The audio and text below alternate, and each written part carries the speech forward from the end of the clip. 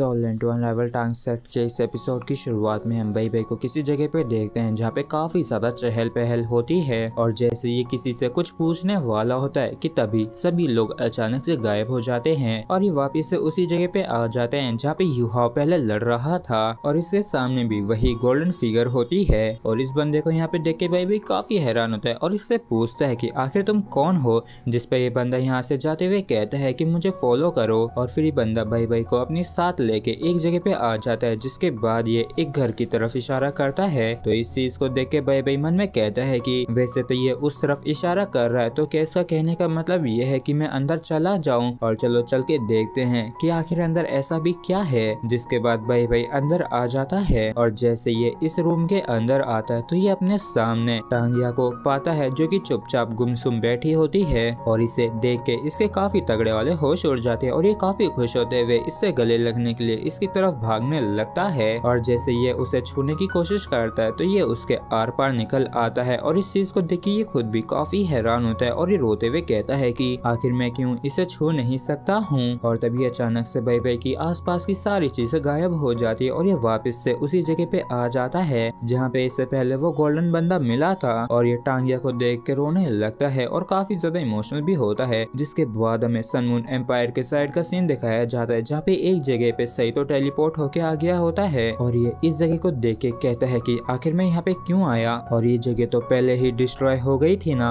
और तभी यहाँ पे कोई व्हील चेयर से चल के आता है और ये और कोई नहीं ज़ोथियारन होता है और ये यहाँ पे काफी सारे गार्ड्स के साथ आया होता है लेकिन इसके आने से पहले सही तो यहाँ पे छिप गया था। और तभी यहाँ पे आने के बाद ज़ोथियारन कहता है कि बाहर आ जाओ जूही और इस चीज को सुन के सही तो भी काफी गुस्से में इसके सामने आके खड़ा हो जाता है और ज़ोथियारन इससे कहता है कि जूही देखो हम दोबारा से मिल गए और मुझे सच में बिल्कुल भी पता नहीं चला कि अब भी कोई बच गया होगा और इस पूरे समय के दौरान अभी तक तुम कैसे थे और एक ब्रदर के रूप में मैं सच में तुम्हारा अच्छे से ख्याल नहीं रख पाया। और ज़ोथियारन की इन बातों को सुन के भाई साहब सईतो को काफी तगड़ा वाला गुस्सा आ जाता है और ये काफी ज्यादा खतरनाक तरीके से इसके ऊपर चार्ज करते हुए कहता है कि ज़ोथियारन मैं तुम्हें जान से मार देना चाहता हूँ। और जब ज़ोथियारन सईतो को इतनी खतरनाक तरीके से अपनी तरफ आते हुए देखता है तो ये बस अपने हाथ के एक ही इशारे से सईतो के ऊपर एक छोटा सा अटैक करता है लेकिन उतने में ही सईतो की काफी बुरी हालत हो जाती है और ये काफी बुरी तरीके से इंजर्ड हो जाता है। और ज़ोथियारन इससे कहता है कि तुम सिर्फ अकेले मेरा क्या ही कर लोगे और क्या तुम सच में अब भी मुझसे बदला लेना चाहते हो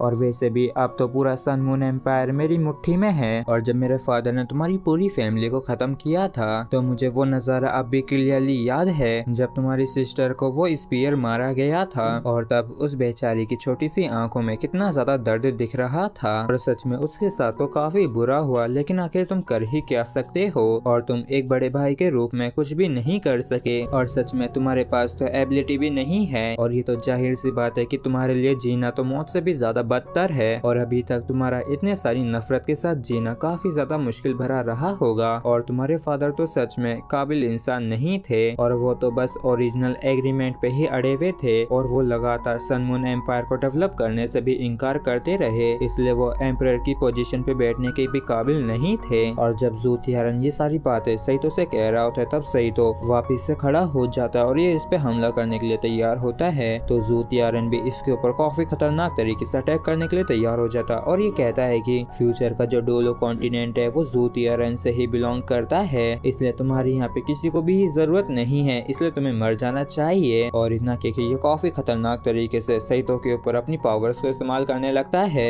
जिस वजह से सईतो की काफी बुरी हालत हो जाती है और ये अपने घुटनों पे आ जाता है लेकिन तभी सईतो और ज़ोथियारन के बीच में ज़ियाओ आ जाती है और ये कहती है कि नहीं मैं तुम्हें इसे किसी भी हालत में हर्ट नहीं करने दूंगी। और ज़ियाओ अपनी सारी सोल रिंग्स को निकाल के पूरी तरीके से लड़ने के लिए तैयार हो जाती है और इस चीज को देख के सईतो भी काफी ज्यादा हैरान होता है। और इसी के साथ फ्रेंड्स हमारा ये एपिसोड भी यहीं पे खत्म होता है। अगर आप लोगों को वीडियो अच्छा लगा हो तो प्लीज चैनल को सब्सक्राइब और वीडियो को लाइक करना बिल्कुल भी ना भूलें। Thank you.